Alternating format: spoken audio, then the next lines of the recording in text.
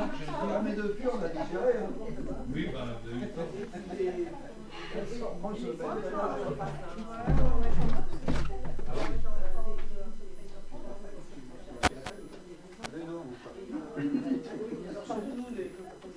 Non, mais c'est surtout pour les annonces. Pas besoin de ma vie, je sais celle-là. Il y aura un PowerPoint ou pas? Non. Non, il n'y en aura pas. Non. Ok. J'avais prévenu, mais mon mail. Non, parce que c'est pour celle qui gère là-bas. Pour s'il y La a... prochaine fois. Il y en aura un. Ouais, oui, peu importe. Ouais. D'accord. Moi j'aime bien quand il y a des PowerPoint. Non, mais je sais jamais trop. Alors, on peut ça, d'une assemblée à l'autre. Et là, attends, parce que là. On s'est amélioré maintenant, on a l'ordinateur, Ah oui, on a je peux tout. pas passer d'avant avec le PowerPoint. Parce que moi, je vais être non. De votre ordinateur, il peut être relié au mien, Ah oui, à la main. parce que moi, je vais être là quand même. Non, Oui. je veux pas être là. Ce que je veux, c'est être là. Ah oui, bah c'est faisable. Position idéale, c'est ce que je dis aux frères quand je viens. De façon à que je vois et l'écran Ouais. et les frères et sœurs. Ouais, c'est faisable. Parce qu'une fois, je suis arrivé, et parce que moi, j'ai le mode présentateur. Le mode présentateur, moi, sur mon PC, j'ai l'image, la diapo, Ah ouais. je projette, et le commentaire. Ah oui, d'accord. Ouais. Ça s'appelle mode présentateur. Alors ça, donc je sais pas, des fois, je sais pas comment je peux le faire. Nous aussi. Parce que là, vous n'avez pas le câble. Il faudra voir avec les techniciens qui sont là-bas, mais je connais pas moi. C'est avec.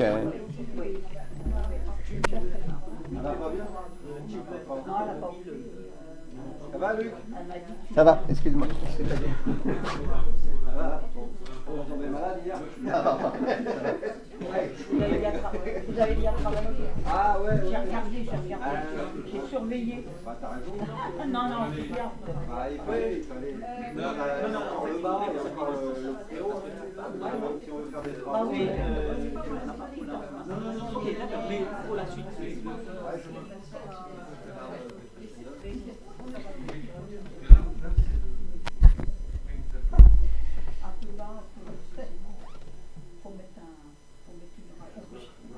Il a changé. T'as changé de micro? Non. Si, il y avait un gros micro avant. Il a pensé à moi. Ah bon, parce qu'il est mieux. Non, je préfère le petit. T'aimes pas les gros? T'aimes pas les gros? Non, les gros micros, hein, il parle.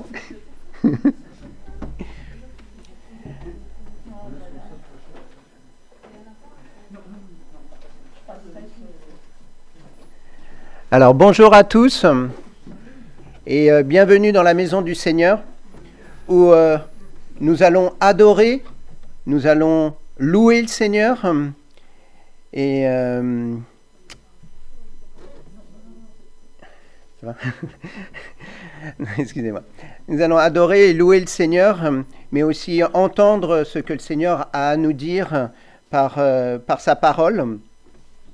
Et sans tarder, nous allons écouter un chant, simplement l'écouter. Les paroles, comme chaque dimanche, vont être mises sur le mur. Et c'est... alors, soit vous regardez sur le mur, soit vous avez le livre de cantiques à côté de vous. C'est le numéro 267, « Je m'approche de toi ». Et nous allons écouter, c'est pour nous concentrer dans ce culte. Alors, regardons bien les paroles de ce chant.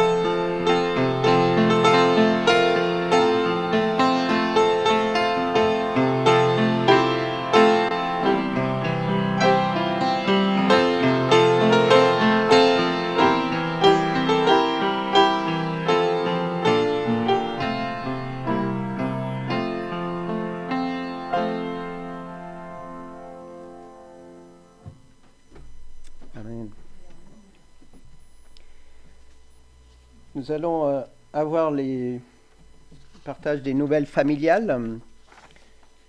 Alors, aujourd'hui, 12 février.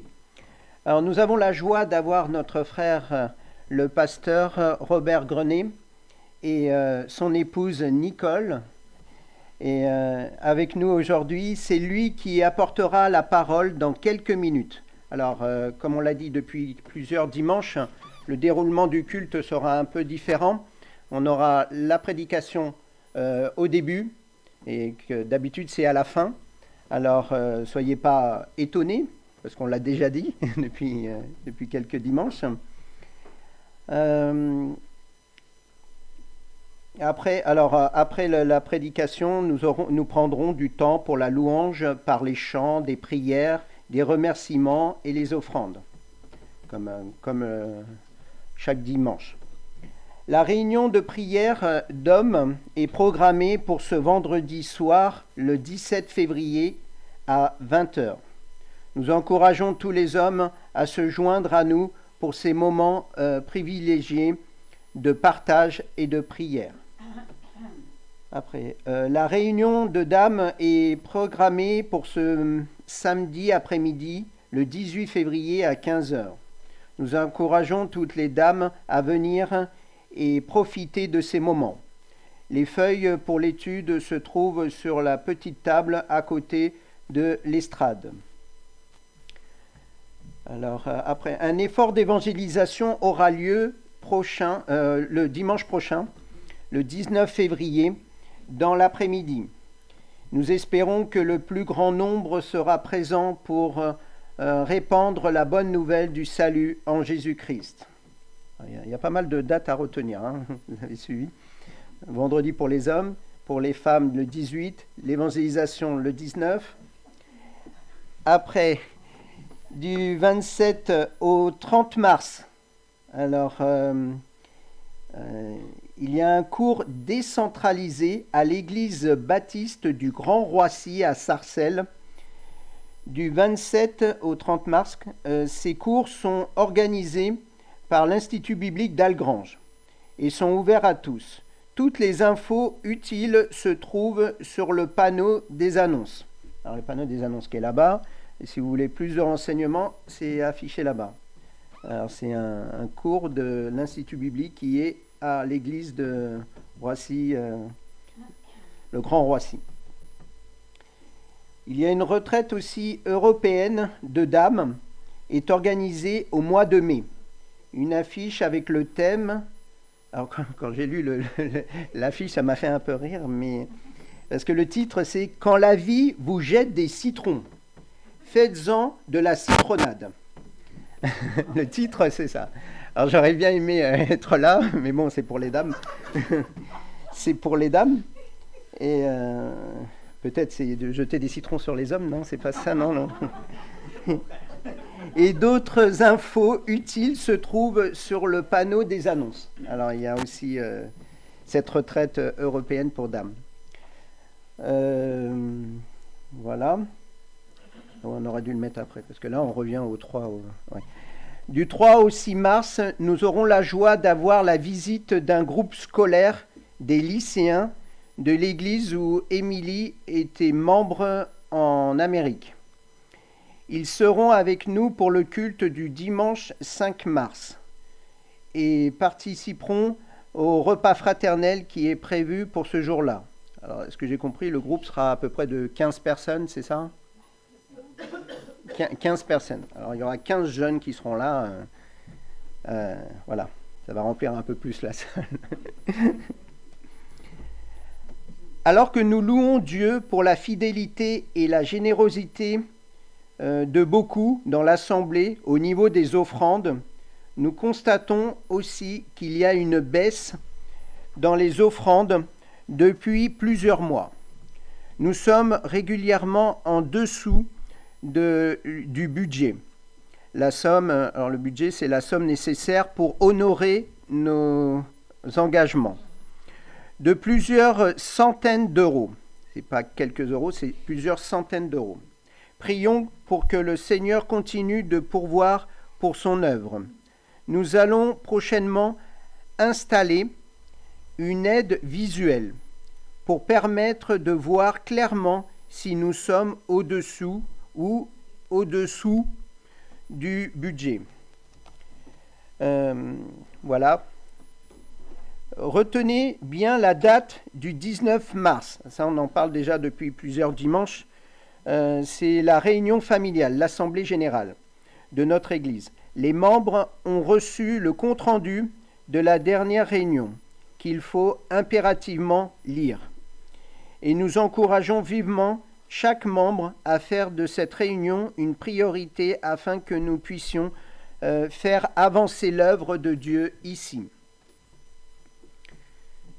Cette semaine, nous voulons mettre l'accent sur les chrétiens persécutés. Comme chaque semaine, on prie pour les chrétiens persécutés. Et cette semaine, c'est le pays c'est la Syrie. Le pays est monté à la 12e place sur la liste, alors que l'année dernière, elle était en 15e position. Avec le tremblement de terre de la semaine dernière, les conditions sont très, très difficiles. Alors, ce que je peux dire sur le pays de la Syrie, parce que c'est Porte Ouverte qui nous envoie des nouvelles et en même temps nous dit de prier pour ces pays, et nous dit que beaucoup de chrétiens là-bas en Syrie n'ont pas de travail à cause de la guerre. Il faut demander au Seigneur Jésus qu'il les aide. Et en même temps, on a su ce tremblement de terre. En même temps, on peut prier pour eux, mais on peut prier aussi pour la Turquie, qui ont été touchés aussi par ce tremblement de terre. Et pensons aux frères et sœurs qui sont là-bas, mais aussi pour la persécution qui vivent chaque jour là-bas à cause de leur foi. Alors, prions pour ces frères et sœurs qui sont en Syrie, mais aussi on peut penser à la Turquie aussi. Il y a un anniversaire aujourd'hui, c'est dommage que cette sœur n'est pas là aujourd'hui, c'est Raymond Joseph. Aujourd'hui, c'est juste aujourd'hui en même temps, le 12 février. Alors, voilà, on pourra, si vous pouvez l'appeler comme ça, lui souhaiter joyeux anniversaire. Voilà les nouvelles familiales. Et maintenant, sans tarder, comme j'ai dit, le déroulement est un peu différent aujourd'hui. Je laisse la place à notre frère Robert. C'est pas le même Robert, hein, faut pas se tromper. Faut pas se tromper parce que là, sinon, on va dire, mais alors c'est lequel Robert qui va arriver? Robert Grenet. Oui, je sais. Et nous, de notre côté, on en connaît un à Madagascar, aussi un pasteur qui s'appelle Robert. Alors, il y a plusieurs Robert. Alors voilà, je te laisse la place.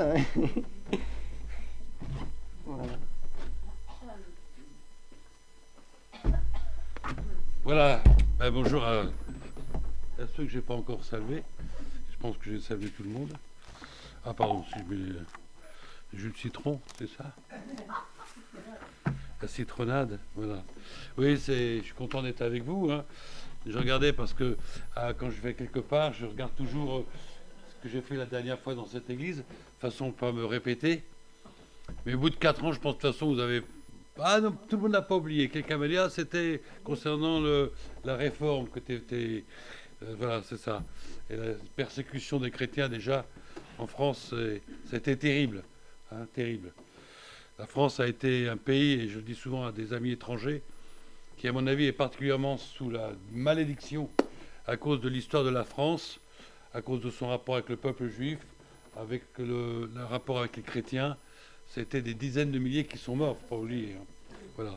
Mais merci aussi à avoir accepté de changer un peu l'ordre de la réunion, parce que comme je vais parler de la louange et de l'adoration, j'avais dit à Robert, écoute, ça serait bien que je parle de ce sujet pour encourager la louange et l'adoration que vous aurez après. Voilà. Voilà, alors donc le titre de cette prédication, c'est donc l'enjeu de l'adoration. Alors dans notre langage populaire, hein, on adore à peu près tout. On adore à peu près tout et n'importe quoi. On adore sa femme, on adore ses enfants, mais aussi on adore le chocolat. Et on adore un chanteur, une vedette. Et on dit j'adore. Voilà. Ça, j'entends souvent j'adore. Or, sans être rigoriste, ça m'écorche les oreilles. Pourquoi ? Parce que il faut redonner au terme adorer toute sa valeur selon ce que cela signifie dans la Bible. Alors, dans la Bible, on trouve le terme adorer, bien entendu, dans l'Ancien Testament et dans le Nouveau Testament. Et dans les deux traductions, j'ai regardé, eh bien, on a la même vision, c'est l'action de se prosterner. C'est l'action de s'agenouiller devant une personne. Alors, bien entendu, pour beaucoup, cela ne s'adresse qu'à Dieu.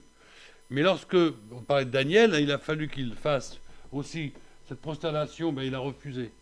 Et puis aussi, c'était le problème des Juifs et des chrétiens qui ont toujours refusé de s'adorer quelqu'un d'autre que Dieu, et ils ont été persécutés à cause de ça aussi.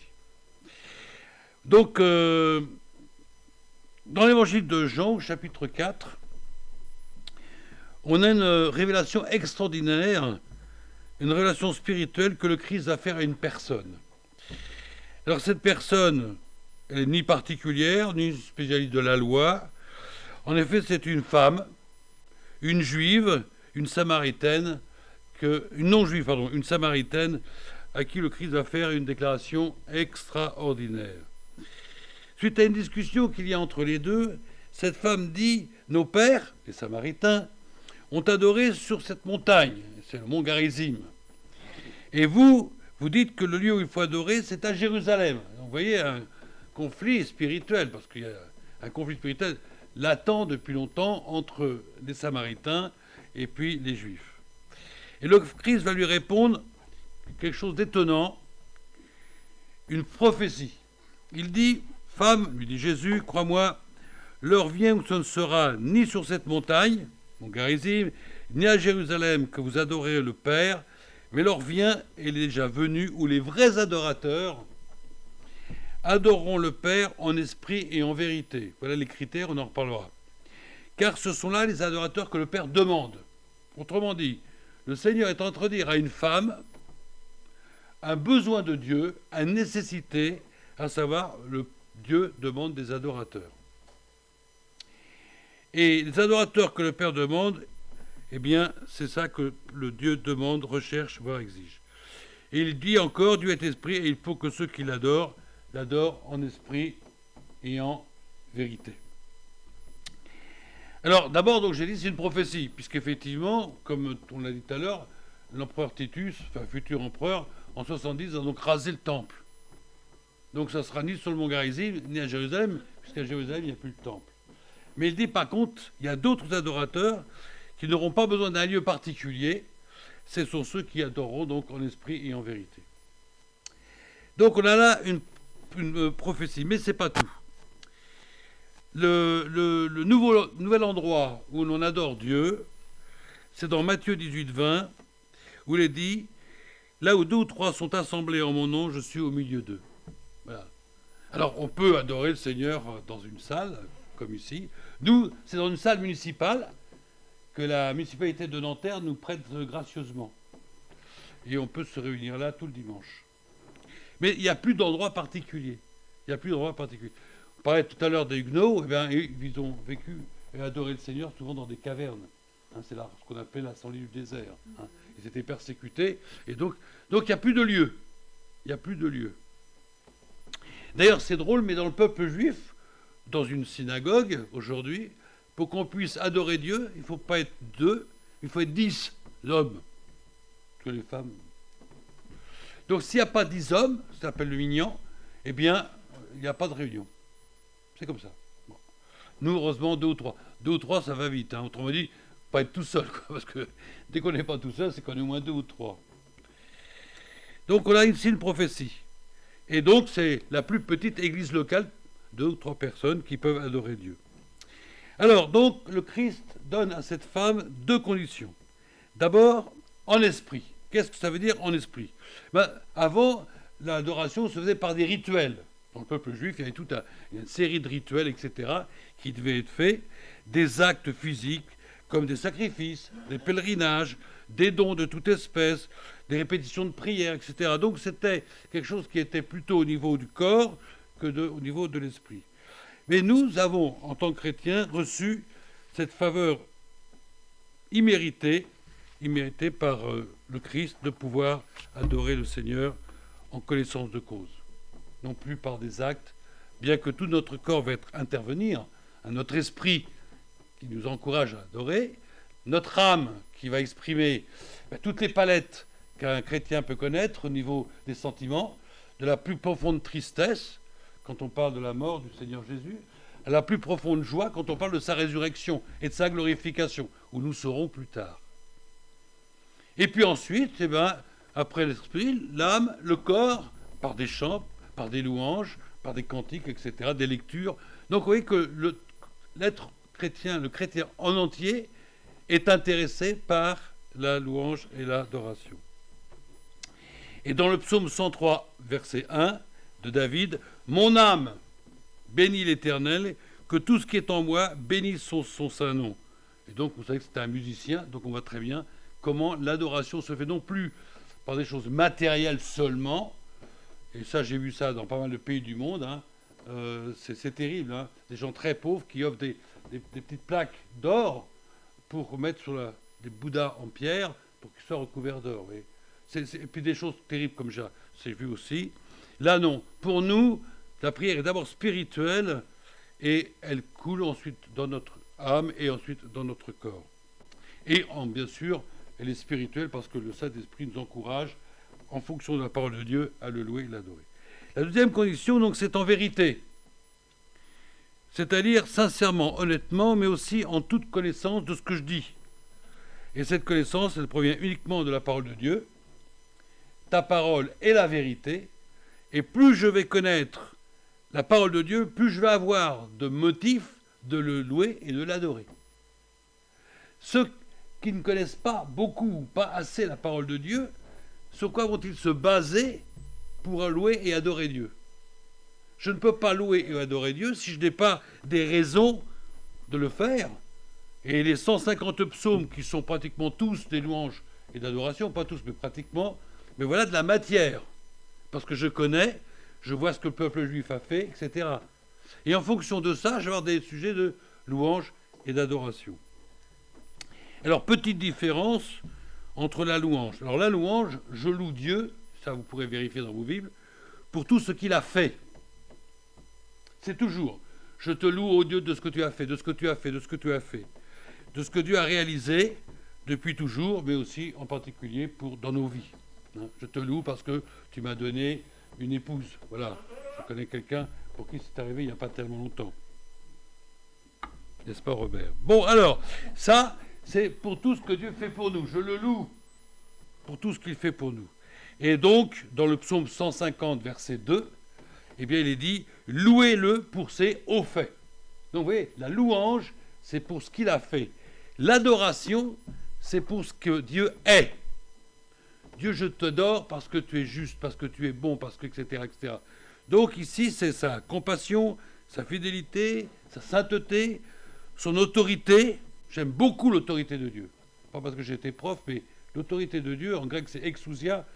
Je loue Dieu, j'adore Dieu pour son autorité, dans un monde où il n'y en a plus. Quelle est la seule autorité aujourd'hui que nous avons? Dieu. Le reste, c'est fini malheureusement. Donc on adore Dieu pour ce qu'il est. Donc le Seigneur Jésus, quand il est venu sur terre, une de ses œuvres, bien sûr, principales, c'était le salut. D'accord? Ça, c'est indéniable. Mais ce n'est pas tout. Le Seigneur Jésus est venu aussi pour faire des adorateurs. Donc, chers frères et sœurs, nous sommes devenus, de la part de Dieu, des adorateurs, en esprit et en vérité. Alors, c'est d'une extrême importance. On fait de l'évangélisation. Très bien. Continuons, que le Seigneur vous encourage dans toutes vos pensées concernant l'adoration. Donc, l'adoration, c'est... Bon, l'évangélisation, c'est donc le salut des âmes, et elle a, en parallèle, le désir aussi de faire des adorateurs. C'est-à-dire que lorsque j'annonce l'évangile, je présuppose, et j'espère, que cette personne va devenir un adorateur du Dieu vivant. Parce que c'est ce que le Père demande. Trop souvent, nous, on a dans nos pensées, un peu égoïstes, bah, Seigneur, tu me donnes, Seigneur, tu me donnes, Seigneur, tu me donnes. Et j'avais un cher ami américain, il disait, les Français, quand ils prient, les Américains aussi, hein, c'est give me, give me, give me. Pas besoin d'être américain pour comprendre les paroles. Et le Seigneur nous demande, mais qu'est-ce qu'il nous demande? De l'aimer, de l'adorer, de tous nos cœurs, de toute notre force, etc. Donc on est devenus, de fait, sauvés par Jésus-Christ, les adorateurs de Dieu. Si vous saviez à quelle grâce c'est en réalité, quand je vois dans ce monde, toutes les religions, j'en parlerai tout à l'heure, de savoir qu'on est les seuls, aussi bien à Nanterre qu'ici à Vernon et dans d'autres assemblées, à avoir de la part du Seigneur Jésus cette grâce de pouvoir adorer Dieu en esprit et en vérité. C'est d'une extrême importance. Quand j'annonce l'Évangile, je dois avoir en perspective envers la personne à qui je parle de voir un futur adorateur. Et souvent, j'en dirai quelques mots tout à l'heure si j'ai le temps, je ne sais pas. Au début, les personnes ne savent pas trop, mais c'est à nous de les encourager. Justement, de dire, tu sais, Dieu veut, exige, je ne sais pas juste, mais veut que tu lui dises que tu l'aimes, que tu lui dises, etc. Tu lis un verset, tu fais un cantique, etc. Et il y a un orateur, plutôt un chrétien américain, William Tozer, je ne sais pas si vous connaissez, que j'aime beaucoup. Si vous voulez lire de très bons livres, lisez les livres de William Tozer. Donc, déjà, alors ça m'a énormément encouragé pour préparer ce message. Il dit « L'adoration est le joyau manquant dans l'évangélisme moderne. Nous sommes organisés, nous travaillons pour le Seigneur, nous avons nos programmes, nous avons pratiquement tout, mais il y a une chose que les églises, et même les églises évangéliques, n'ont pas, c'est la capacité d'adorer. Nous ne cultivons pas l'art d'adorer. L'art d'adorer. C'est la pierre précieuse, pleine d'éclat, qui a été perdue dans l'Église moderne. Aujourd'hui, je ne veux pas dire dans quel état est l'Église moderne, mais c'est absolument lamentable. Et je crois qu'il nous faut la chercher jusqu'à ce que nous la trouvions. Dieu nous a créés afin que nous soyons des adorateurs. Les capacités que Dieu nous a données, la volonté, l'intelligence, les capacités émotionnelles, c'est dans ce but. Dieu nous a créés à son image, était dit. Il nous a créés à sa ressemblance, de façon qu'on puisse avoir une communication avec lui. Et comment communiquer avec lui? En particulier par la prière, mais aussi par l'adoration. Donnons au Seigneur ce qu'il mérite d'être aimé et d'être adoré. C'était là le but que Dieu visait en nous amenant dans le monde. La raison pour laquelle Dieu a créé l'homme à son image, c'est afin que l'homme puisse apprécier Dieu, l'admirer, l'honorer et l'adorer. Donc William Tozer, dans un livre qui s'appelle « L'adoration, le joyau manquant dans l'Église ». Mais actuellement, malheureusement, pour de multiples raisons, il y a une constatation, je ne fais pas de critique. La louange et l'adoration, lors du culte, le dimanche matin, ont de moins en moins leur place. On risque de se retrouver dans une situation anormale, en n'étant plus dans la volonté de Dieu. La partie souvent nommée prière libre, je ne dis pas ça pour vous, je ne connais pas. C'est pour ça que je l'ai dit avant. Je n'aurais pas pu donner ce message si vous aviez loué l'adoré, parce que vous auriez dit Robert nous juge. Non, je dis ça avant. Pour vous encourager à la louange et à l'adoration, parce que c'est ce que le Père demande. Donc, il y a peu d'intervenants, souvent. En plus de ça, les prières ne sont pas toujours ciblées. On adore le Seigneur, mais on demande aussi que pour le bac, ça se passe bien pour mon fils. C'est pas dimanche matin, ça. C'est pas dimanche matin.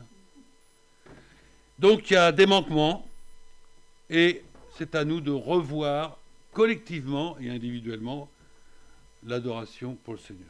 Mais il y a beaucoup plus encore. Et c'est la deuxième partie, l'enjeu de l'adoration. Et ça, vous allez comprendre, frères et sœurs, qu'il y a une autre dimension importante. Un chrétien est déclaré, à qui va l'adoration? dans notre monde, pour lui, c'est l'origine de l'enjeu suprême du conflit de l'univers. Dans notre univers, bien aimé, il y a un conflit. Et ce conflit, c'est à qui va l'adoration. Ce conflit suprême de l'univers qui nous dépasse totalement, mais il y a des répercussions sur la terre et aussi dans le ciel. Il est remarquable que l'adoration est l'une des constantes que l'on retrouve dans toutes les religions qu'il y a dans le monde. Dans toutes les religions qu'il y a dans le monde, pas simplement chez les chrétiens, il y a l'adoration. J'ai vu ça un peu partout, et souvent c'est violent, c'est fort. Peut-être plus que l'adoration que nous pouvons nous avoir, mais la nôtre est juste, elle est en esprit, en vérité. Là, des fois, j'ai vu des choses très très fortes, mais tout à fait physiques, qui n'ont rien de spirituel. Donc c'est une constante. Alors pourquoi ? Eh bien, il faut bien savoir que Satan fera tout ce qui est en son pouvoir, dans sa haine de Dieu et dans son orgueil insensé, pour récupérer, pour détourner sur lui l'adoration qui revient à Dieu seul. Écoutez-moi, vous avez un conflit énorme, immense, entre l'adoration que Dieu mérite et celui que Satan veut essayer de capturer pour lui. C'est une imposture. Tu adoreras que Dieu seul. D'ailleurs, on verra tout à l'heure. C'est détourner par tous les moyens possibles l'adoration sur une autre personne, même sainte, aux yeux des hommes, ou sur une religion que Satan manipule et exploite. Toutes les religions prient inconsciemment un autre Dieu que le vrai Dieu. L'islam, vous avez vu par le pèlerinage à la Mecque, des milliers de personnes. Fatima, j'ai vu, là encore, des milliers de personnes qui sur des kilomètres sont à genoux. Alors il y a une sœur dans l'église qui disait, oui mais tu sais Robert, à Lourdes, il y a des miracles. Je ne conteste pas. Je ne conteste pas, je ne suis pas médecin, je ne peux pas savoir si c'est vrai ou pas. D'après certains, oui. Admettons. Et je dis à cette sœur, très bien, il y a un miracle. Et après, une fois que la personne a été guérie, elle prie qui ? Marie. Détournement caractérisé d'adoration. Comme Satan est capable de faire des prodiges et des miracles, pourquoi pas ? Bien aimé, il faut qu'on comprenne qu'on est dans un conflit extraordinaire. Chez Satan, cette obsession d'être adoré va jusqu'au point de proposer au Christ lui-même de l'adorer en échange, nous est-il dit dans l'évangile, de la puissance et de la gloire des royaumes de la terre qu'il possède. Satan possède effectivement la puissance et la gloire des royaumes de la terre. Aujourd'hui, notre monde est dirigé par Satan. Il n'y a qu'à voir un peu ce qui se passe. Dans Matthieu 4, verset 10, Jésus lui dit « Retire-toi de moi, Satan, car il est écrit, tu adoreras le Seigneur ton Dieu et tu le serviras lui seul. » Vous vous rendez compte ? Satan va aller jusqu'à proposer au Christ de l'adorer. Quand je vous dis que c'est un affamé d'adoration, vous comprenez, bien-aimés, où on en est ?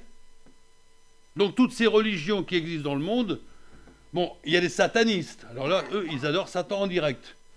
Mais malheureusement, il faut vous dire que toutes les personnes qui sont dans notre monde, quelle que soit la religion dans laquelle ils sont, eh bien, en réalité, derrière cette religion, ils prient Satan. Même s'ils en sont totalement inconscients. Nous sommes donc les seuls, oui, nous sommes les seuls à adorer Dieu en esprit et en vérité. Et quand je pense à ces millions de gens, parce que j'ai vu ça, des millions de gens qui sont un peu partout en train d'adorer un Bouddha, une statue en pierre, en bois, etc., et qui ne connaissent pas le vrai Dieu, c'est terrible. C'est terrible. Donc pour nous, chrétiens et nouveaux, selon 1 Pierre 2, verset 9, vous êtes au contraire une race élue, un sacerdoce royal. Qu'est-ce que ça veut dire, un sacerdoce ? Donc, ce sont des prêtres. Les prêtres forment... Nous sommes tous prêtres. Martin Luther voulait que justement, ce que l'Église en place avait pris pour elle-même, tout le monde puisse être des gens qui aiment, qui adorent le Seigneur et qui louent le Seigneur par des cantiques, etc. Alors, l'Église de l'époque avait concentré tout ça sur elle. Donc Luther voulait le sacerdoce universel, c'est-à-dire que tout le monde, tous les chrétiens puissent effectivement louer et adorer le Seigneur comme ils le méritent. Vous êtes donc un sacerdoce royal, prêtre du roi. On a du mal à comprendre qu'on soit prêtre, surtout quand on vient d'une religion catholique, mais pourtant nous sommes tous prêtres de la part de Dieu. Nous avons tous part à la prêtrise, nous offrons des sacrifices. Quels sacrifices offrons-nous? Christ. Christ. Le seul sacrifice que Dieu a accepté pour nous sauver. Nous offrons Christ. Nous remercions Dieu de nous avoir donné Christ. Donc, vous êtes un peuple, une nation sainte, un peuple acquis, afin que vous annonciez les vertus ou les qualités de celui qui vous a appelé des ténèbres à son admirable lumière. Parce que Pierre nous dit, je répète, nous avons comme charge d'annoncer les vertus, les qualités de celui qui vous a appelé des ténèbres à son admirable lumière. Voilà notre rôle. Donc le dimanche matin, quand nous louons Dieu, nous annonçons les vertus de Christ qui nous a donc appelés des ténèbres à son admirable lumière. Est-ce que vous comprenez l'enjeu de ça? Est-ce que il faut que vous saisissiez bien la grâce que nous avons? Moi, quand j'ai préparé ça, j'avais les larmes aux yeux parce que je me disais, mais je ne mérite pas ça. Mais je suis devenu un adorateur de Dieu en esprit et en vérité. Donc, dans ce conflit universel entre Dieu et Satan, nous avons été appelés à prendre parti. Et par le salut en Jésus-Christ, nous sommes devenus des participants à ce conflit. Nous sommes en guerre. Nous sommes en guerre. Oh, c'est pas la guerre qui se passe actuellement à droite à gauche, parce que le monde entier est en guerre, ou presque, tellement de choses. Mais une guerre spirituelle entre les adorateurs de Dieu et les adorateurs de Satan.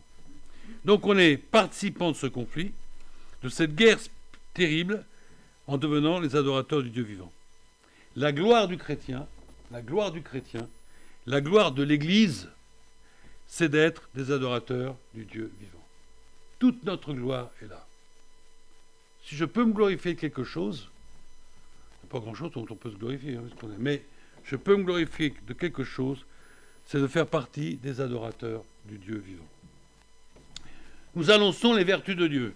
Éphésiens 5, verset 19, nous donne un exemple. Entretenez-vous par des psaumes. Vous voyez que les psaumes qui ont été écrits par David et d'autres sont là pour la beauté? Non, c'est que dans les psaumes, nous avons donc de la matière pour adorer le Seigneur que David et d'autres nous en donnent.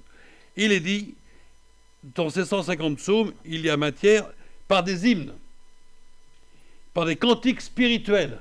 Oui, voilà, des cantiques spirituels. Tiens, peut-être que déjà Pierre avait la vision qu'il y aurait des cantiques qui ne sont pas spirituels.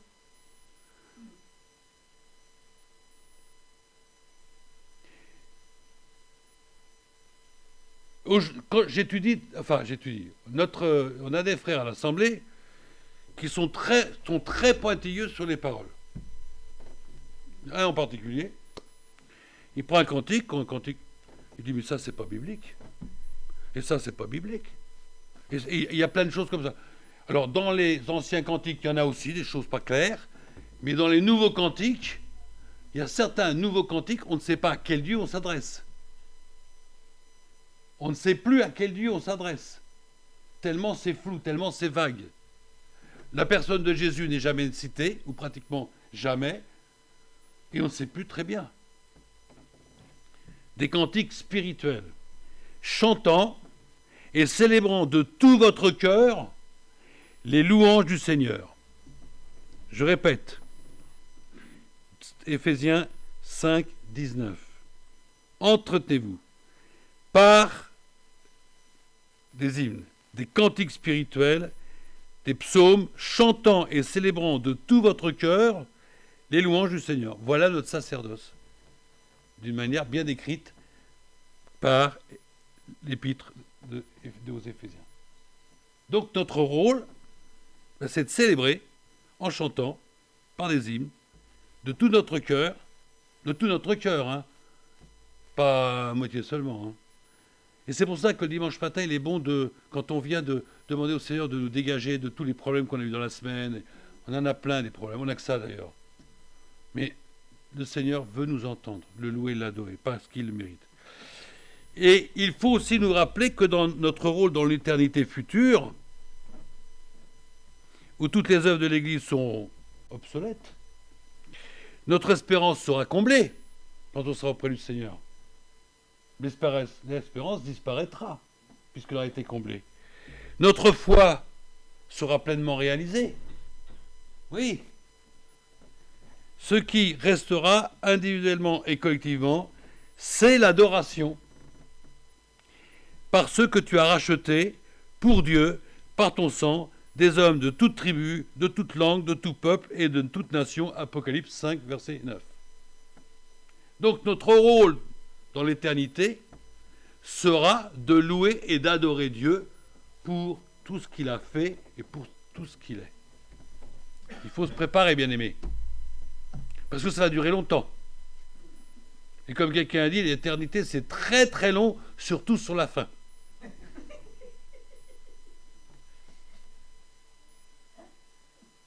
Alors des sujets de louange, je sais pas, moi je suis peut-être un peu... Enfin, je parlais de quelqu'un que j'aime. Il y a beaucoup de gens dans la Bible, de personnages de la Bible que j'aime énormément. Des gens qui sont avec qui j'aimerais discuter dans l'éternité. 3-4 siècles avec Moïse. Mais il y en a que j'aime beaucoup, et en particulier Nicodème. J'aime bien Nicodème. Pourtant, c'est pas un personnage central. Hein. Nicodème, quand on parle de lui dans la Bible, il est toujours dit Nicodème qui vient de nuit vers Jésus. Déjà, c'est pas très, très agréable de toujours être appelé comme ça.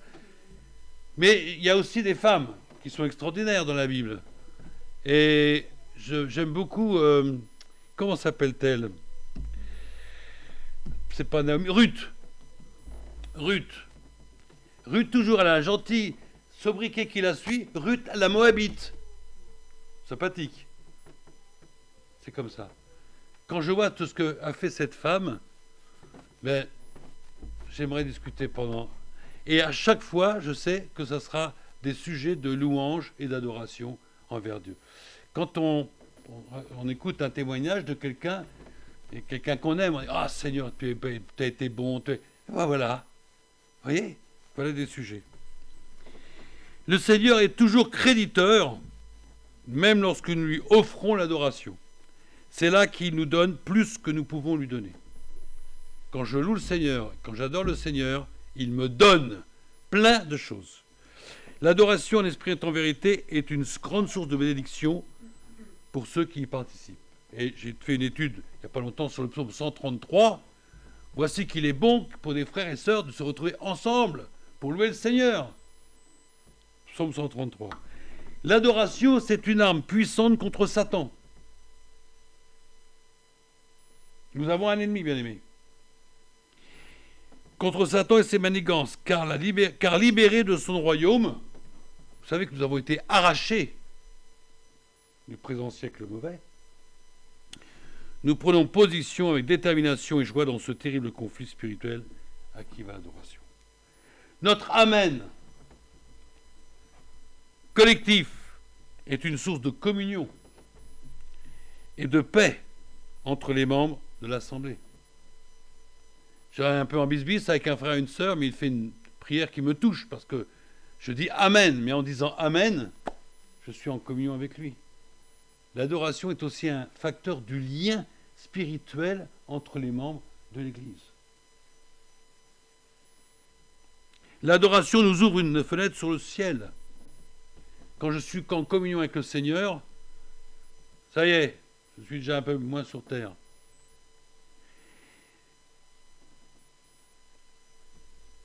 Il faut nous rappeler que notre rôle, donc ça je l'ai dit, voilà.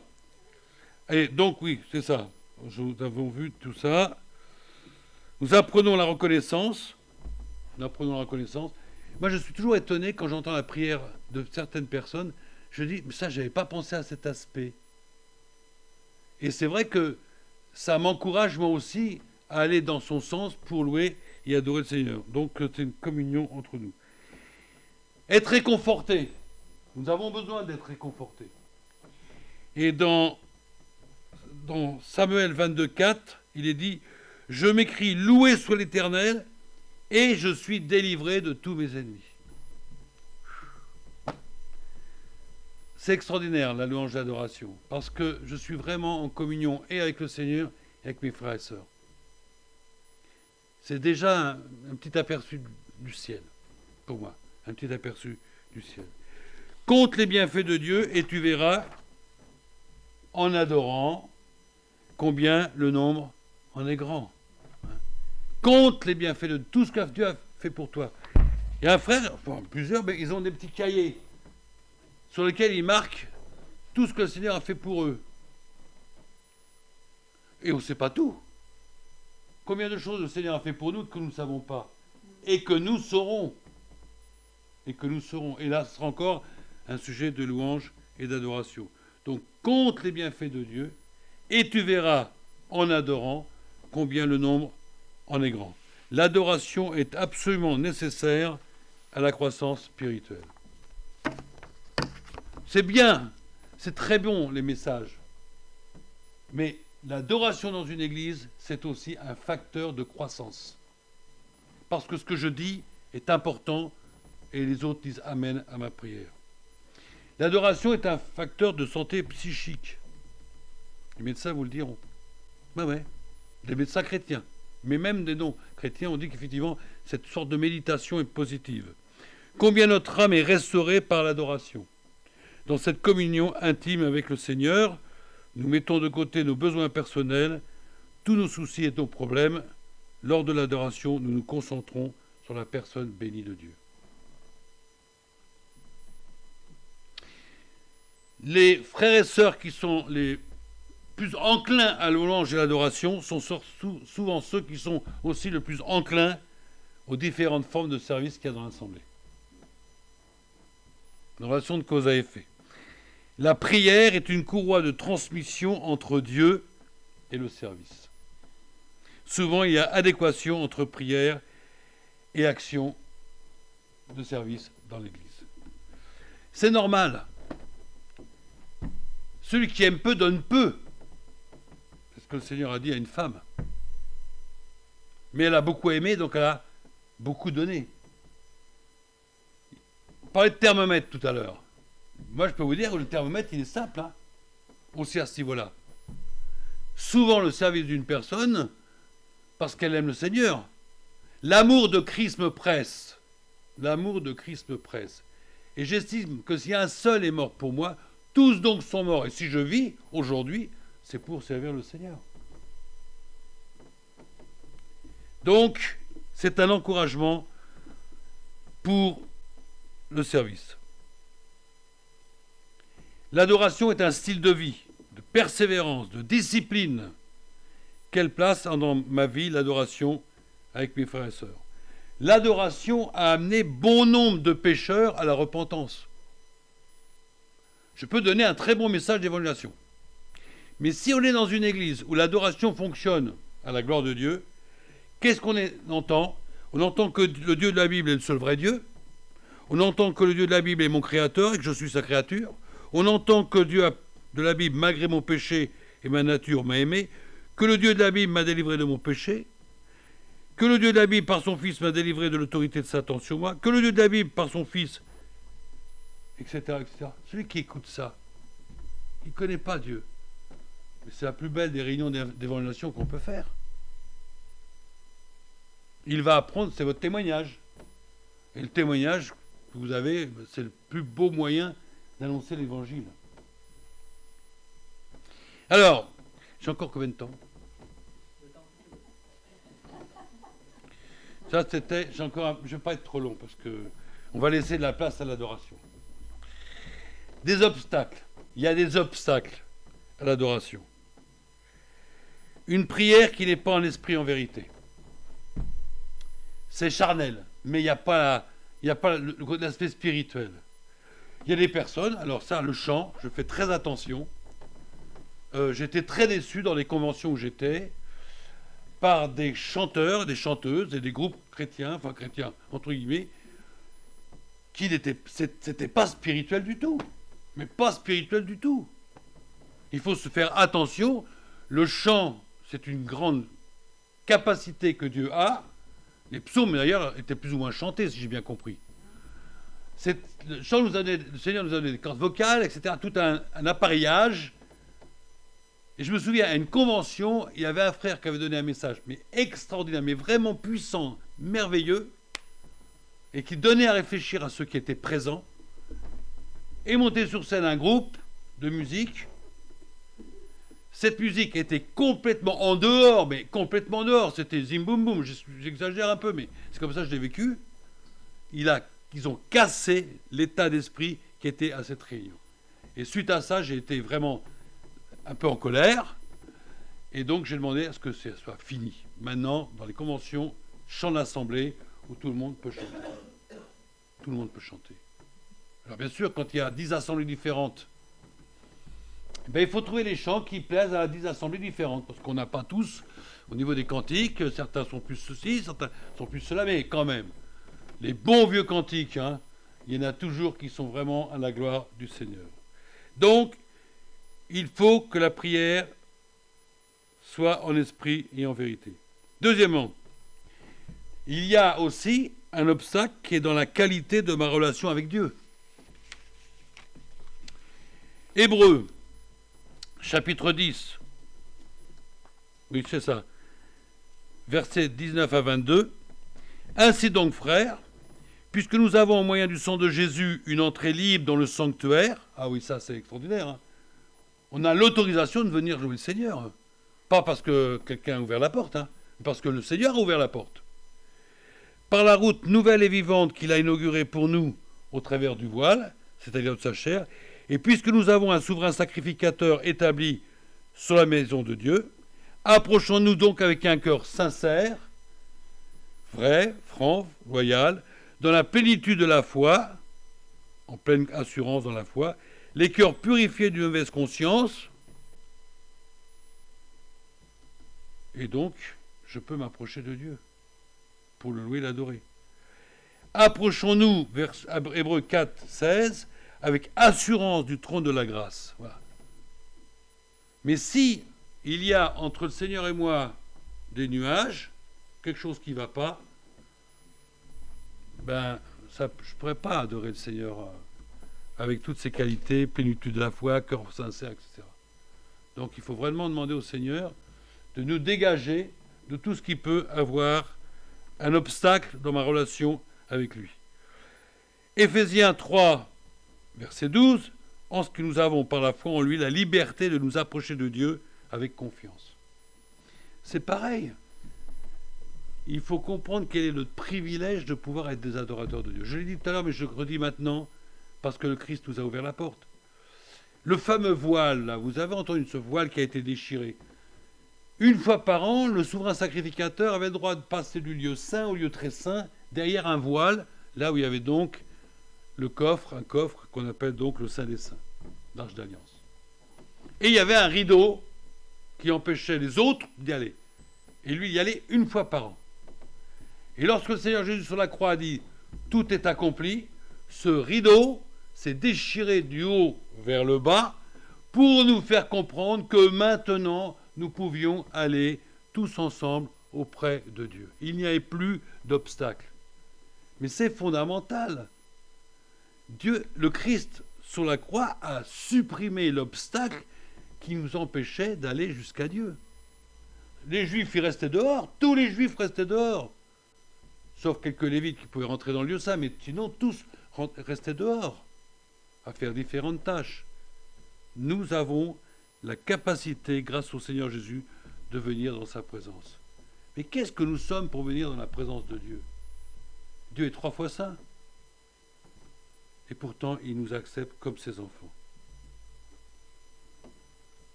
Donc, allons-y avec confiance, liberté, assurance. Troisième chose, obstacle dans la qualité de ma relation avec mes frères et sœurs. Oula! Dans les églises, à cause de notre nature pécheresse, il y a des difficultés de relation. Il ne faut pas se cacher, c'est comme ça. Tant que nous serons sur terre, le Seigneur nous dit d'aimer tous les autres, même celui-là, là. Mais je peux pas possible, celui-là. Mais tu ne le connais pas, Robert, si tu le connaissais, tu dis, on ne peut pas l'aimer, ça. Un frère disait, quand c'est comme ça, tu le tues d'amour. Si je suis en mauvaise relation avec quelqu'un dans l'église, je ne peux pas avoir une adoration pure et sincère. Ou alors sinon, c'est de l'hypocrisie. Parce que mon cœur est mal, et l'autre est mal aussi, on est mal l'un et l'autre, et cet obstacle va nous empêcher d'être dans la lumière pour pouvoir adorer Dieu. Matthieu 5, 23 et 24. Si donc tu présentes ton offrande à l'autel, et que tu te souviennes que ton frère a quelque chose contre toi,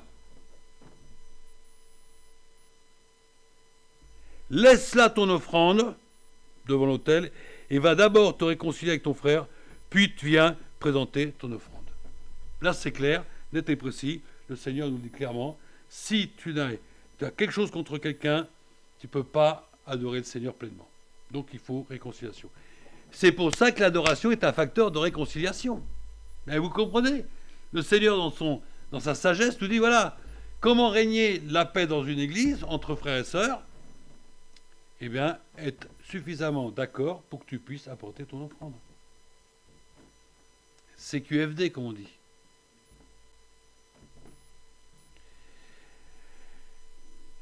Si je souhaite que ma prière dépasse le plafond, il faut que ce soit dans une communion parfaite avec mes frères et sœurs. Le Seigneur ne peut écouter une prière lorsqu'il y a du ressentiment, des sentiments négatifs, de l'opposition dans mon cœur envers un frère ou une sœur. Dieu est un Dieu de paix. Donc, il faut que ce soit clair.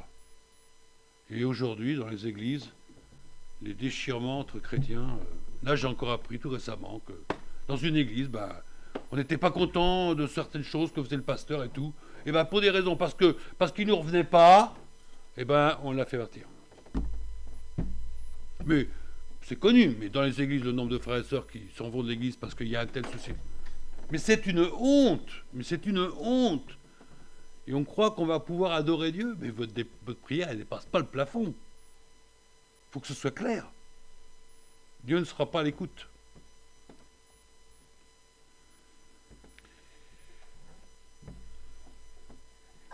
Le légalisme. Rapidement. Luc 5, 33. Les disciples de Jean, comme eux, les pharisiens, jeûnent. Matthieu 6, 5. Lorsque vous priez, ne soyez pas comme les hypocrites qui aiment à prier debout dans les synagogues. Il y a un art. Il y a les chrétiens qui ont des prières tellement extraordinaires, avec tous les accents de conjugaison, que les autres qui voudraient prier, ils sont un peu bloqués, quoi. Il faut faire attention. Je ne suis pas le seul à pouvoir prier. Ma prière peut me plaire ou me satisfaire, mais plaît-elle à Dieu? Est-ce un parfum de bonne odeur pour le Seigneur? Alors, comment adorer? Que les disciples ont dit au Seigneur, apprends-nous à prier. Oui ou non? Ça montre bien que naturellement, c'est pas ça. On ne sait pas prier.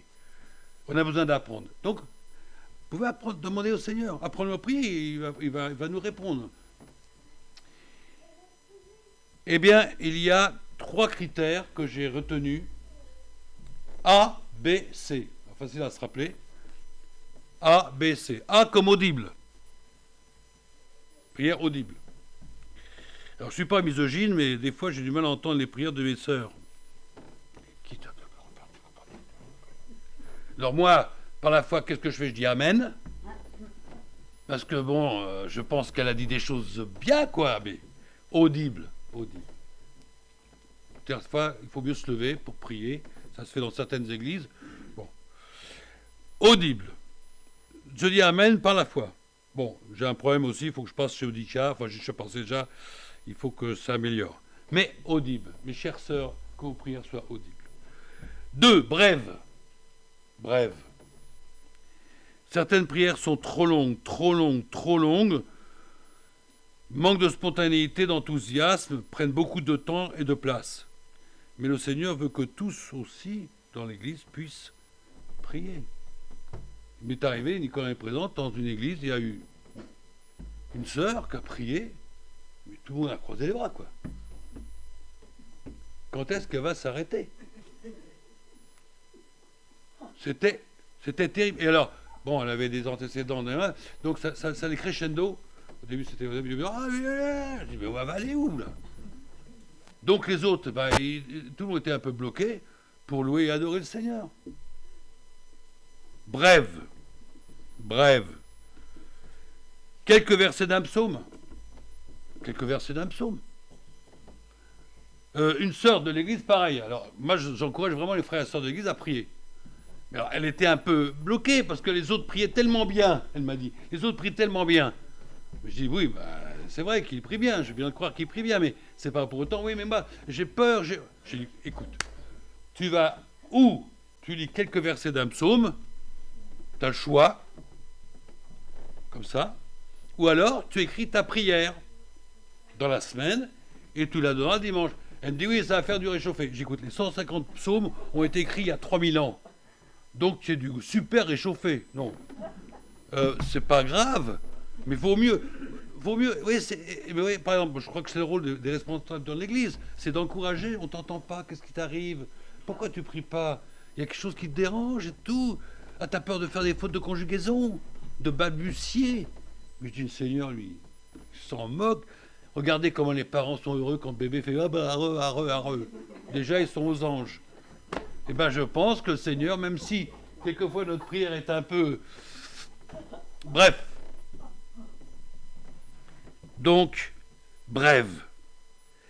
Quelques strophes d'un cantique. Vous avez les cantiques, vous pouvez lire une, deux.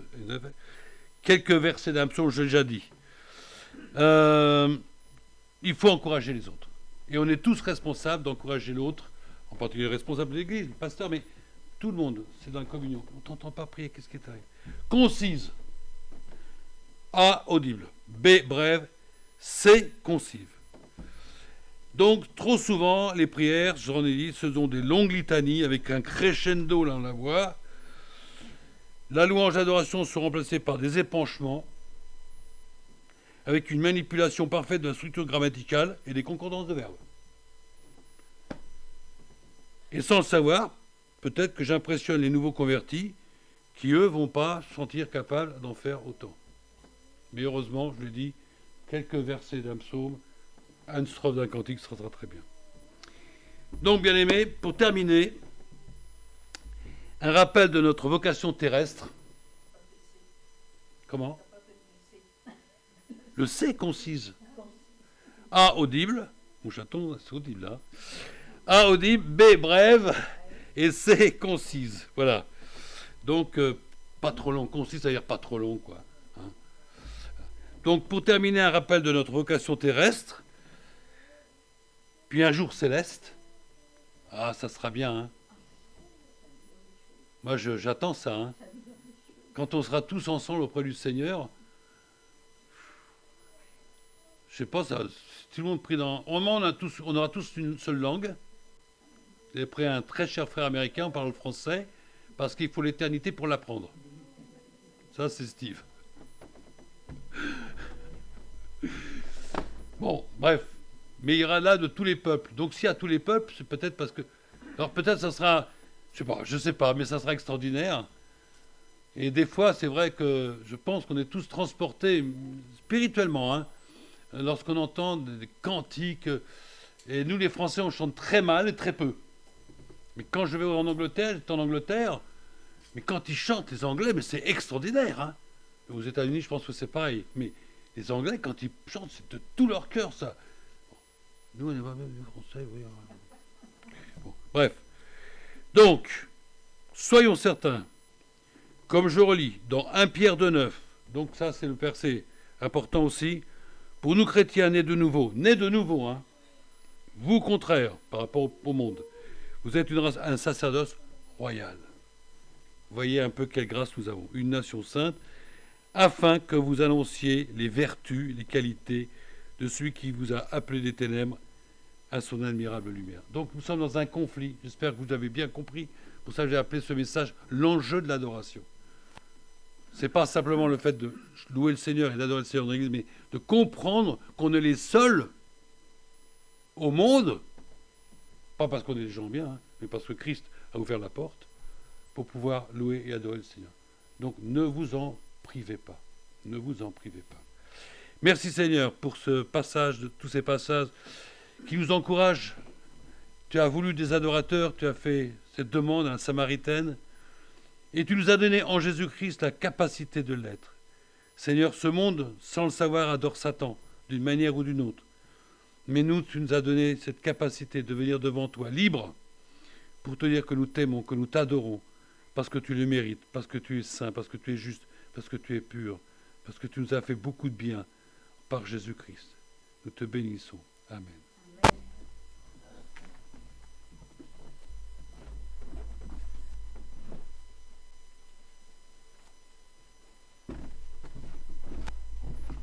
Merci pour ce message qui nous a expliqué comment adorer en esprit et en vérité. Et c'est ce que nous allons faire maintenant en prenant un chant. Et c'est un chant qui est dans le recueil du mardi. Alors, dans le recueil du mardi, il n'y a que 2 strophes. Mais là, on va chanter 3 strophes. C'est « Nous t'adorons, nous t'aimons ». Dans le recueil du mardi, c'est le numéro 204, mais il sera affiché ici. Alors, il y a 3 strophes. Souvent, dans certaines églises, on ne met que 2 strophes, mais cette 3e strophe est bien. On peut se lever, pardon, excusez-moi. Pardon. On peut se lever.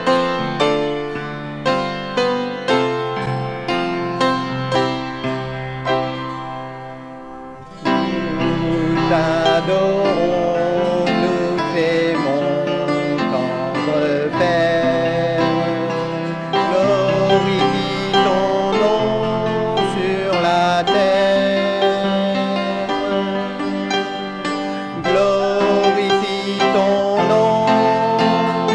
Glorifie ton nom. Glorifie ton nom sur la terre.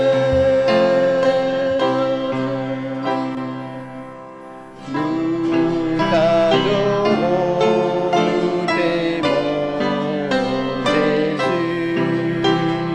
Glorifie ton nom dans nos vies. Glorifie ton nom. Glorifie ton nom. Glorifie ton nom dans nos vies.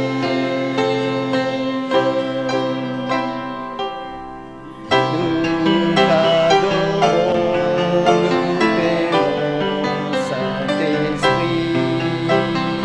Glorifie ton nom dans l'Église. Glorifie ton nom. Glorifie ton nom. Glorifie ton nom dans l'Église.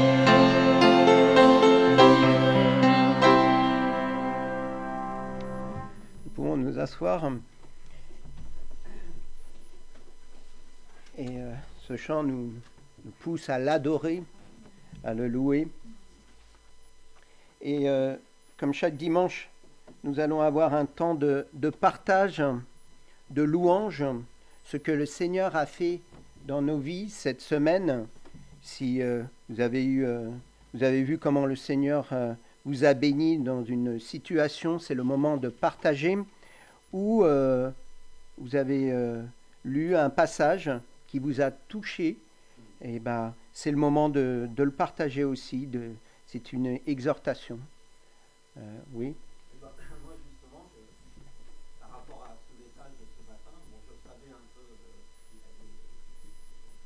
quoi, en gros.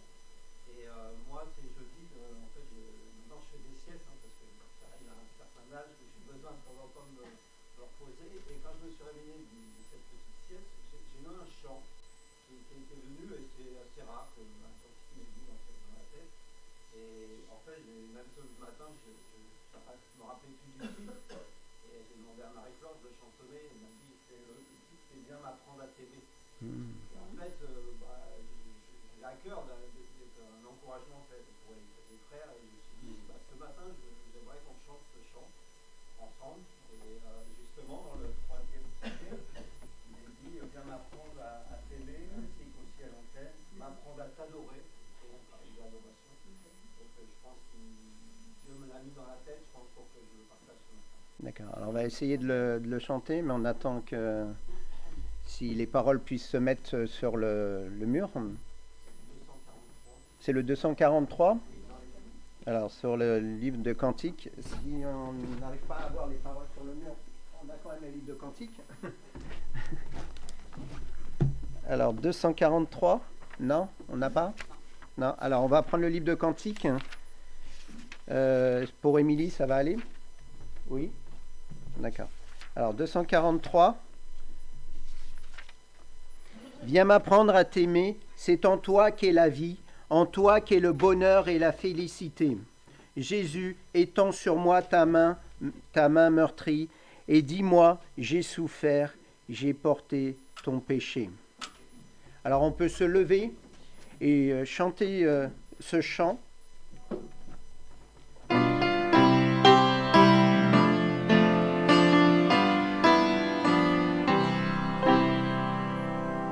Viens m'apprendre à t'aimer, c'est en toi qu'est la vie, en toi qu'est le bonheur et la félicité. Jésus, étends sur moi ta main meurtrie, et dis-moi, j'ai souffert, j'ai porté ton péché. Que ton sang répandu m'ôte toute souillure, viens me donner un cœur qui ressemble à ton cœur, rends-moi participant de ta sainte nature, je ne veux que toi seul pour m'être et pour vainqueur. Viens m'apprendre à t'aimer, ainsi qu'au ciel on t'aime, m'apprendre à t'adorer, comme on t'adore au ciel. Au ciel je te verrai, toi la beauté suprême, au ciel je t'aimerai, d'un amour éternel. Comme il est dit au troisième couplet, viens m'apprendre à t'aimer ainsi qu'au ciel on t'aime, m'apprendre à t'adorer. Comme on t'adore au ciel. Au ciel je te verrai, toi la beauté suprême. Au ciel je t'aimerai d'un amour éternel. Éternellement on sera en train de l'adorer. Quelle joie. Le frère nous l'a dit, et c'est vrai, on a hâte. On a hâte d'être auprès de notre Dieu. On peut s'asseoir. Et dans ce moment de partage, moi, ce que je peux dire, c'est cette semaine, comme vous savez, il y a eu cet épisode de grève, de transport et de choses comme ça. Et à chaque fois qu'il y a des grèves, c'est le parcours du combattant pour aller au travail, parce qu'il n'y a pas de train, il faut prendre une autre gare ou tout ça. Et mardi, il y a eu la grève, on est arrêté à la gare, un train, à l'heure. On a pu être à l'heure au travail. Et le travail s'est très bien passé. L'après-midi, on a pu prendre d'autres métros, mais on a réussi à prendre à l'heure aussi. Et après, tout s'est très bien passé. Alors je remercie le Seigneur. car c'est pas évident d'aller au travail quand il y a ces grèves-là. Et le Seigneur a béni. Alors, voilà comment le Seigneur a béni aussi. D'autres, s'il y a d'autres qui veulent partager. S'il n'y a pas d'autres partages, nous allons prendre un chant. Alors, c'est un chant que nous donnons gloire à Dieu. Et c'est un chant très connu, comme il nous a dit, les vieux chants, les paroles sont très bien dans les vieux chants, et c'est vrai. Et c'est le numéro 110 dans nos recueils, et c'est « À toi la gloire ». À toi la gloire. On peut se lever. À toi la gloire au ressuscité, à toi la victoire pour l'éternité.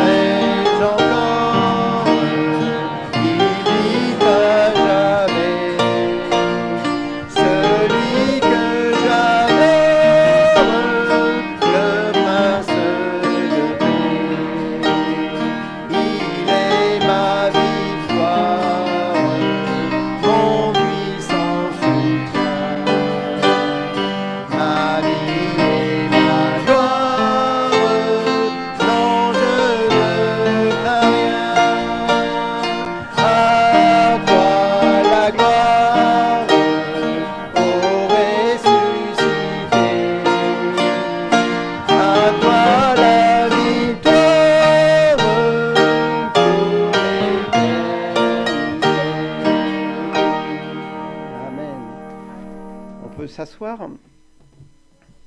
Et au dernier couplet de ce chant, il dit « Craindrai-je encore, il vit à jamais, celui que j'adore, le prince de paix, il est ma victoire, mon puissant soutien, ma vie et ma gloire. Non, je ne crains rien. » Et nous allons avoir ce moment d'adoration par les prières et quoi dire? Tout a été dit déjà par le frère. Que nous ne soyons pas... Alors ça m'a fait un peu sourire au début quand tu as dit qu'on adore. Les gens adorent tout. Hein, et ils adorent le chocolat. Et j'ai eu cette expérience avec un ami. Et cet ami, il me dit, j'adore le chocolat. Alors je lui ai dit, mets-toi à genoux. Il me dit, pourquoi? Pourquoi je me mets à genoux? Je lui ai dit, mets-toi à genoux devant le chocolat.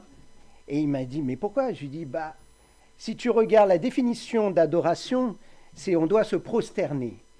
Alors, tu ne vas pas te prosterner devant du chocolat. Il me dit non, Je lui dis, alors arrête de dire adorer le chocolat. Et alors, voilà, alors c'est pour ça que ça m'a fait rappeler ça, quand on a dit adore le chocolat. Mais en même temps, tu as dit que quand on vient, à chaque fois, certains ont dit, Seigneur, donne-moi, donne-moi. Mais qu'est-ce qu'on donne à Dieu?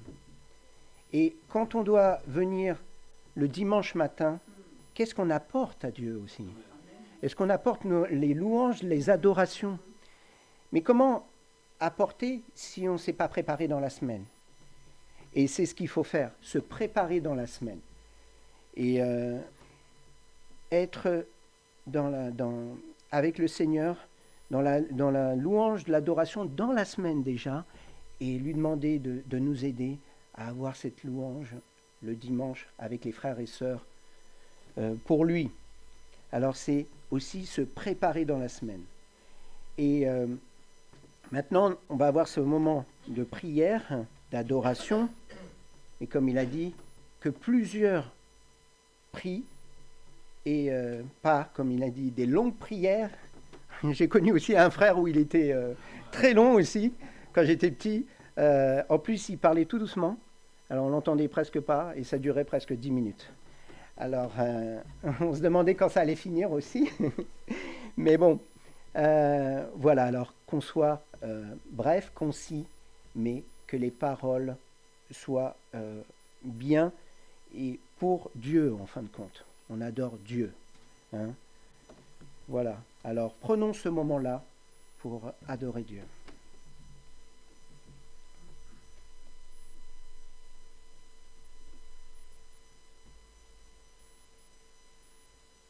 Seigneur, merci ce matin encore pour ce que tu nous as dit. C'est vrai, Seigneur. Nous sommes venus dans ta maison pour t'adorer, te louer, t'exalter, mon Dieu.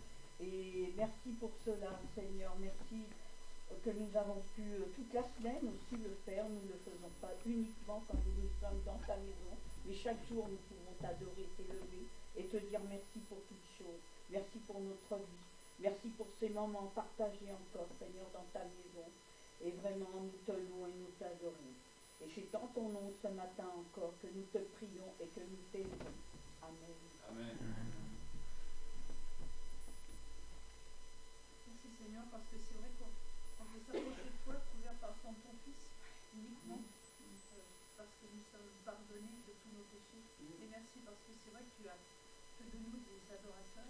Amen. En espérant l'unité, et Seigneur, on veut te louer, Seigneur. Toi, le Dieu tout-puissant, qui a baissé jusqu'à nous, parce que tu nous as aimés, que tu veux qu'on t'aime en retour, Seigneur. Et c'est vrai, merci parce qu'on t'aime, Seigneur, parce que tu es plein d'amour, le Dieu d'amour. Merci pour ton Fils qui est un exemple pour nous, Seigneur. Et c'est vrai que même si on ne sait pas t'adorer, Seigneur, tu connais nos cœurs qui ont envie de te dire merci, merci. Amen. Amen. Amen. Le matin,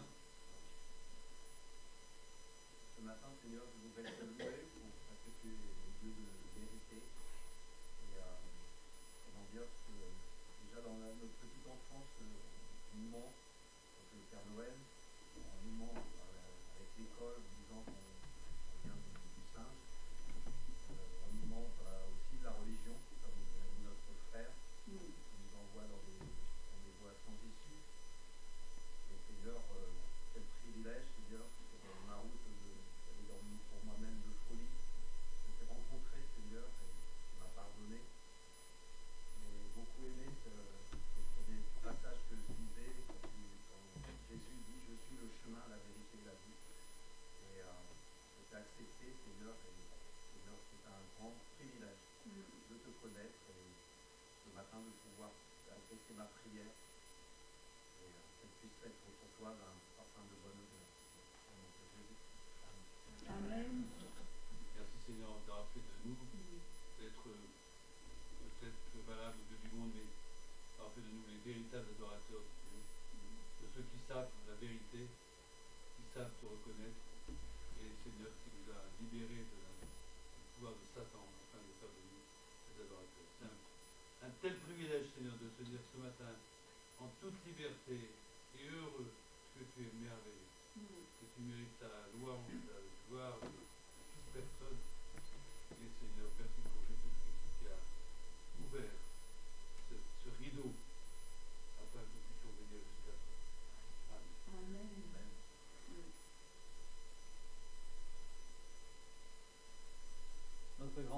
tu as fait pour nous de choses merveilleuses et notre âme le reconnaît bien. Toutes tes œuvres te louent et nous voulons aussi, avec tout notre être, te louer, t'adorer, parce que tu as tout fait et tu continues encore aujourd'hui à accomplir des merveilles, à agir, à protéger, à pourvoir, à diriger. Tu es fidèle, tu es amour, tu es merveilleux. Et nous voulons le dire haut et fort parce que tu en es digne. Nous voulons t'exalter, te louer. En ton nom. Amen. Amen.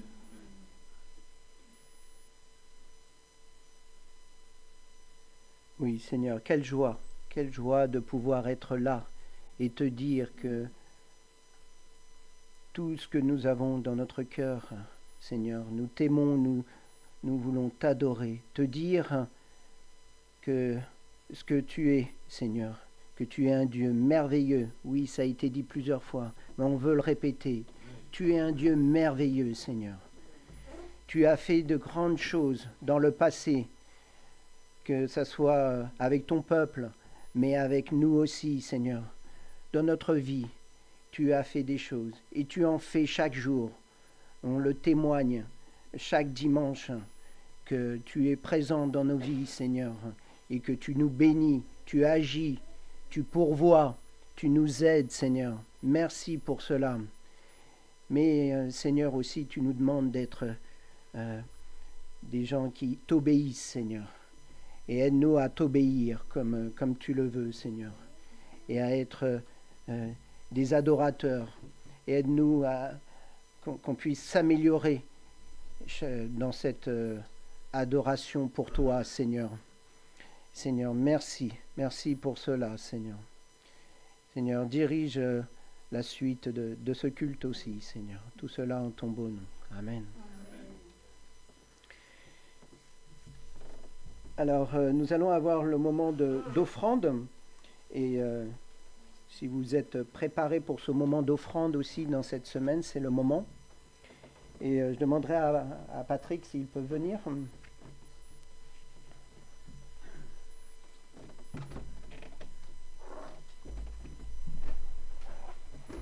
Et s'il peut prier avant de... Oui, Seigneur, notre Dieu, nous voulons oui te donner une part de ce que toi tu nous as donné, Seigneur, et que nous ne soyons pas avares de te donner.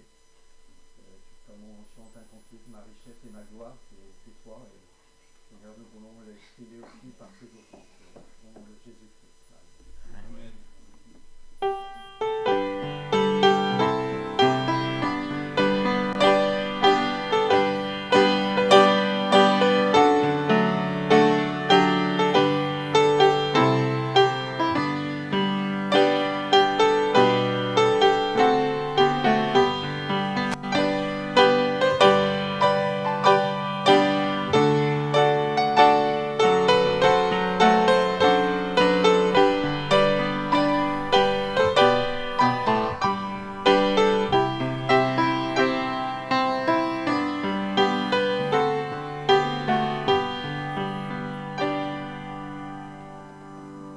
Rappelez-vous que le moment d'offrande, c'est une louange et une adoration aussi pour Dieu. Je sais que dans certaines églises, ils ont mis ça à part et il n'y a plus ce moment d'offrande comme ça au milieu du culte. Et je pense que c'est dommage parce que c'est une adoration aussi. Alors, il faut remercier le Seigneur qu'on a ce moment-là pour l'adorer aussi de cette façon-là aussi. Nous allons prendre encore un chant, ce sera le dernier chant, et on peut se lever. Alors, ça ne sera pas ce chant-là, on va changer. On va changer, ça sera parce qu'on devait chanter ce chant-là, mais on ne va pas le chanter. Ce sera un autre chant, c'est « Je louerai l'Éternel ». Voilà. Alors, c'est un chant aussi très connu. Hein. « Je louerai l'Éternel de tout mon cœur. Je raconterai toutes tes merveilles. » On a dit qu'il était merveilleux. Et bien là, on va le dire là encore en chantant. Je chanterai ton nom, je louerai l'Éternel de tout mon cœur. Je ferai de toi le sujet de ma joie. Alléluia. J'étais tout petit quand je chantais ça déjà. Alors, chantons avec cœur, avec joie.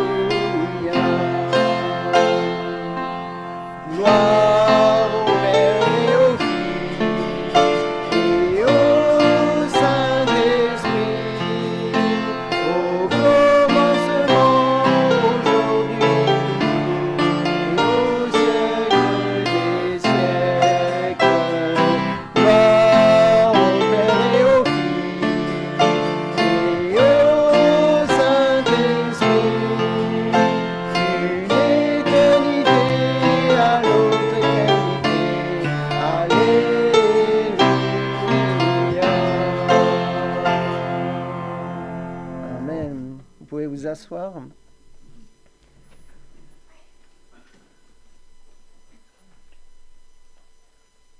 Okay.